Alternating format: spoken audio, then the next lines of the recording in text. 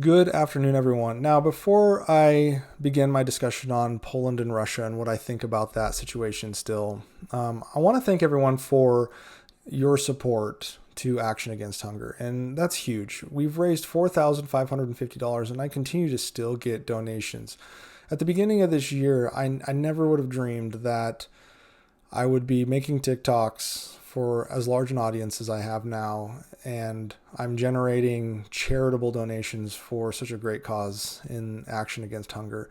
They help everyone around the globe, including in Ukraine, Africa, South America, Asia, etc., trying to fight global hunger, which is going to become more prevalent over time regardless of whether the Ukraine war took place. The deglobalization of the world has started, and unfortunately, that's going to make people in more commodity driven countries hungry. And I just want to thank you all for continuing to support Actions Against Hunger. They're a great cause.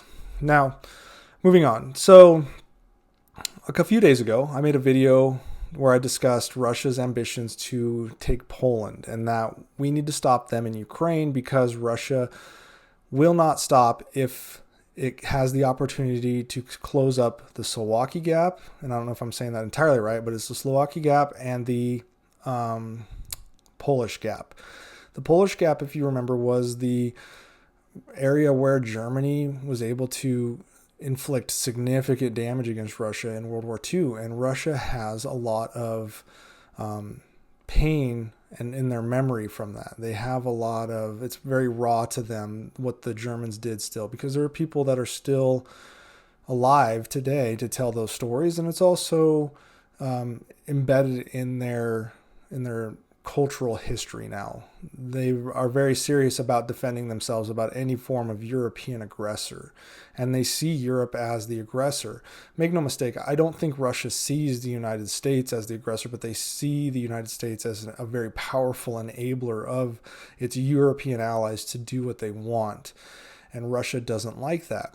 And so I talked about how if we don't stop Russia and Ukraine, they will test the resolve of NATO, the United States, and the rest of the world by potentially trying to move into Moldova.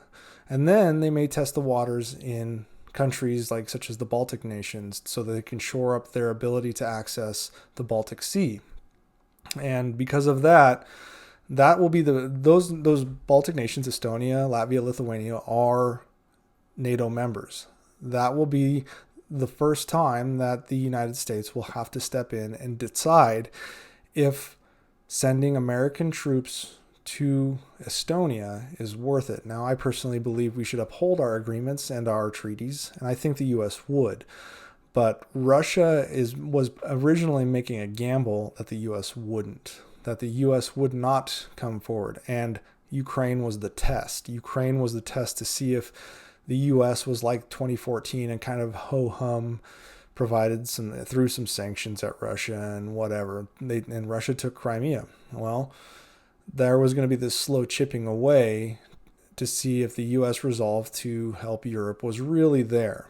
And I believe that was firmly something Putin was providing as a part of his grand strategy. And like I said, thankfully NATO has shown a united front, and that doesn't seem to be the case, and Putin seems to have miscalculated. The reason I'm bringing this up again is because the idea of Russia taking Poland is still prevalent in Russian society. On what is Russia's version of 60 Minutes, on a channel called Russia One, their main anchor, Olga Skabayeva, and I'm not sure if I said that right, but she's their main anchor and she's one of their big propagandists in that country, discussed the existence of Poland.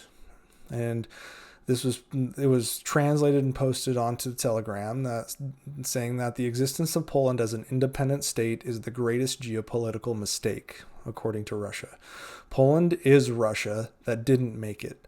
It won't list the reasons why, but it is this trauma that makes independent Warsaw a constant irritant.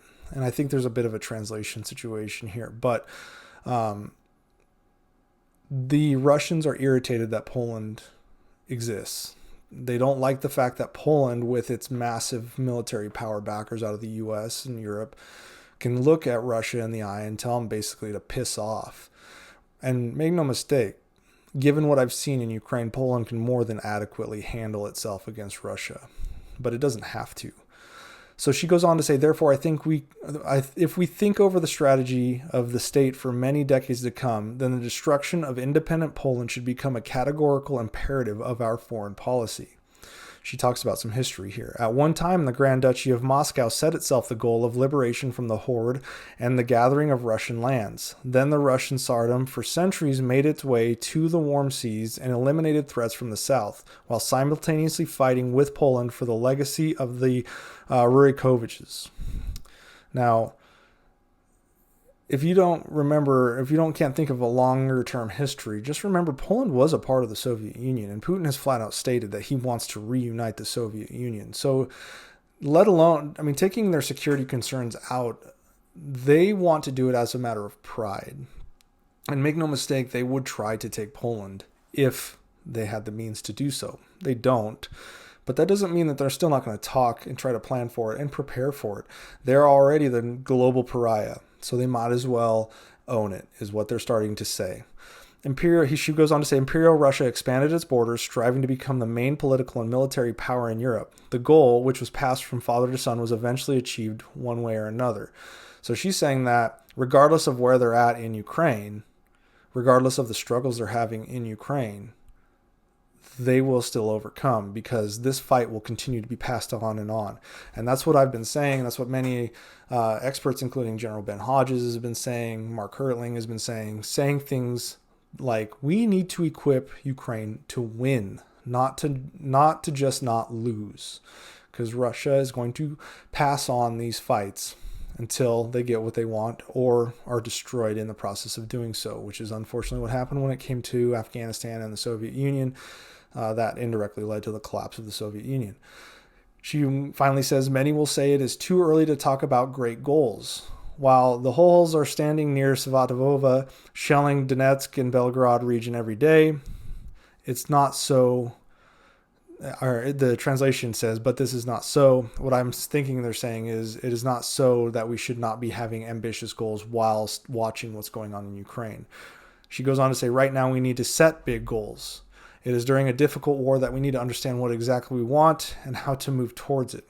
So there's a bit of showmanship here.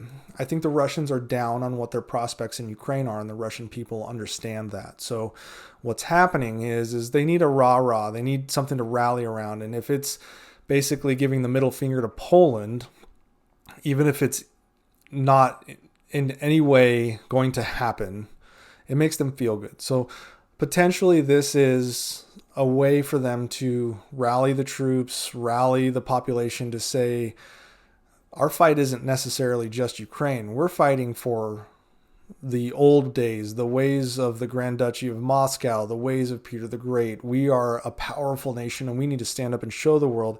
And the fact that Poland is embarrassing us and Ukraine is embarrassing us is an absolute affront to their very culture and their very being. So when I say things like Russia has ambitions to take things like Poland away from European Union control or NATO control, I absolutely mean it. And I think they are serious about it. But I also think they're not entirely stupid and realize that they don't have the strength to do so, nor will they have the strength probably, at least at this point, the rest of my life, will I see Russia be able to counter anything the Europeans and the US could throw at them. So doesn't mean that a madman in the seat, and make no mistake, Putin might be one of the more sane people in the Kremlin at this point. It doesn't mean that a madman can't make some sort of gambit towards Poland just to see the resolve of the US and Great Britain, who are not necessarily threatened by a Russia moving into Poland or Estonia or Latvia or Lithuania. So will they rethink this idea of, will the Western nations rethink of this idea of coming to the aid of a country that doesn't do a whole lot for them? And I think that's where Putin's at, and they're reinforcing that in their media clearly. So just think about that when you say there's no way Russia would invade Poland. Well, who knows?